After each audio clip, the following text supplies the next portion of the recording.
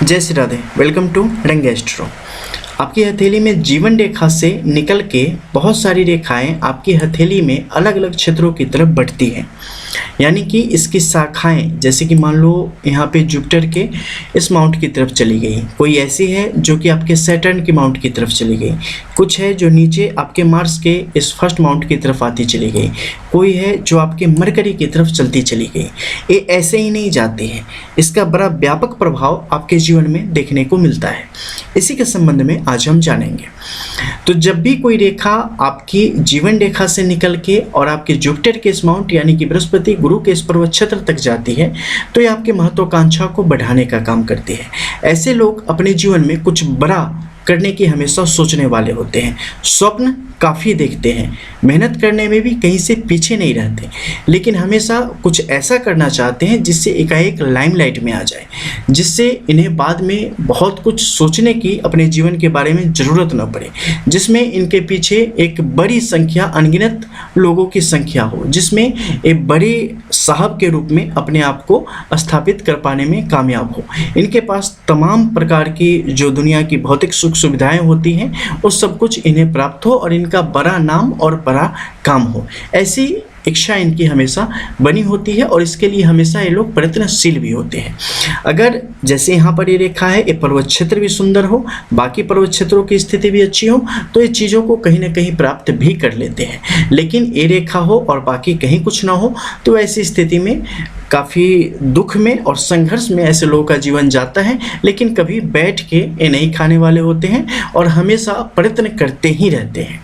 इसके अलावा आपके अगर शनि पर्वत के क्षेत्र की तरफ अगर जीवन रेखा से निकल के कोई रेखा जाती है तो इसका स्पष्ट प्रभाव होता है कि जातक अपने जीवन में धन को लेकर काफ़ी संजीदा होता है, काफ़ी संवेदनशील होता है और अपने भविष्य को लेकर कहीं ना कहीं एक उधेड़ बुन की स्थिति इनके अंदर बनी रहती है। इस जीवन में सही गलत, तर्क कुतर्क, आस्तिक नास्तिक, इन सब उलझनों में हमेशा फंसे रहने वाले होते हैं और किसी भी प्रकार से जीवन में धन की स्थिति को सुदृढ़ करने के प्रति हमेशा लगनशील रहते हैं। ईमानदारी भी समय के अनुसार इनके जीवन में देखी गई है और अपने परिवार के प्रति अपनी जिम्मेदारियों का इन्हें बड़ा ही सुंदर एहसास होता है। दुर्घटना और विभिन्न प्रकार की शारीरिक व्याधियां इन्हें यहाँ पर ग्रसित कर सकती हैं अगर इस रेखा को किसी ने काट दिया हो तो।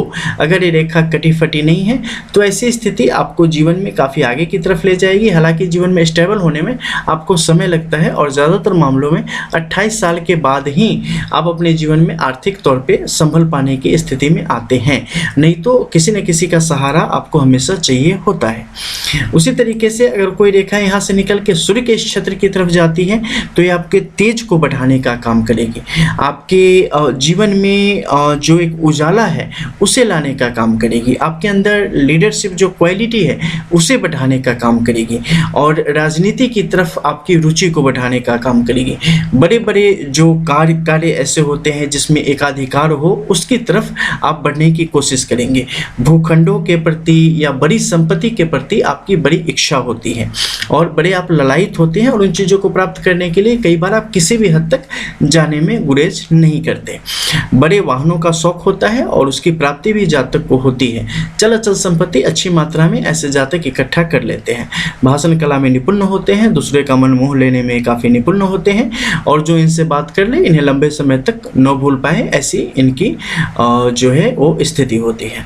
इसके अलावा बुध के क्षेत्र की तरफ जब भी जाएगा ये आपकी जीवटता को बढ़ाने का काम करेगा, आपकी गहराई को बढ़ाने का काम करेगा, आपकी बौद्धिक क्षमता को बढ़ाने का काम करेगा और इन सब के कारण ही आप अपने जीवन में तमाम प्रकार की तरक्कियों को प्राप्त करने की स्थिति में आते चले जाते हैं। वैवाहिक जीवन में भी आपको ये सहयोग देगा और एज ए कंसल्टेंट आप अपने आप को ज़्यादा बेहतर तरीके से साबित कर पाने की स्थिति में होते हैं। साथ ही किसी प्रकार का खानदानी बिजनेस अगर हो तो उसे भी आप सही ढंग से चला पाने में कामयाब होते हैं। साथ ही विभिन्न प्रकार की खुफिया सेवाएं जो होती हैं उसे भी आप कर पाने में सक्षम होते हैं। हालांकि उसके लिए मंगल की तरफ आती रेखाएं भी उसमें सहयोग करती हैं। अब हम बात करते हैं नीचे मान लो मंगल की तरफ आई, प्रथम मंगल की तरफ आएगी तो आपके अंदर पराक्रम को बढ़ाने का काम करेगी, बुद्धि विवेक को बढ़ाने का काम करेगी और विभिन्न प्रकार से धनोपार्जन और अपना बाहुबल साबित करने की और अपने आप को दिखाने की एक प्रवृत्ति इसमें बढ़ती चली जाती है। वही दूसरे मंगल की तरफ होती है तो ऐसे लोग काफ़ी गुमनाम ज़िंदगी जीना और बड़े बड़े कारनामे करने में यकीन रखते हैं, लेकिन अपना नाम कहीं होने देना नहीं चाहते और कहीं ना कहीं गुमनामी में ही ये दुनिया से निकल भी लेते हैं। ऐसी स्थिति भी कई दफ़े आती चली जाती है।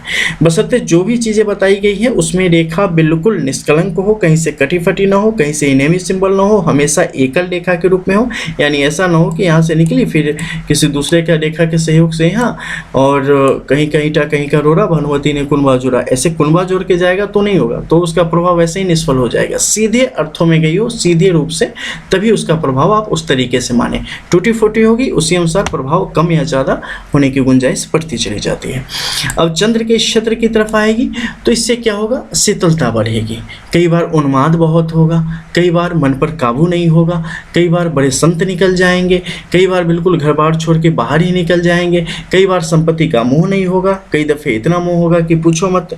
अपने जो विपरीत लिंगी हैं उनके प्रति जो भरोसा है कई दफ़े बहुत तीव्र होगा, कई बार उन्हें भोग की वस्तु समझेंगे, कई बार खुद के लिए बहुत ही बेहतर निर्णय ले पाने की क्षमता पैदा कर लेंगे, कई बार खुद ही अपने पैरों पर कुल्हाड़ी मार लेंगे।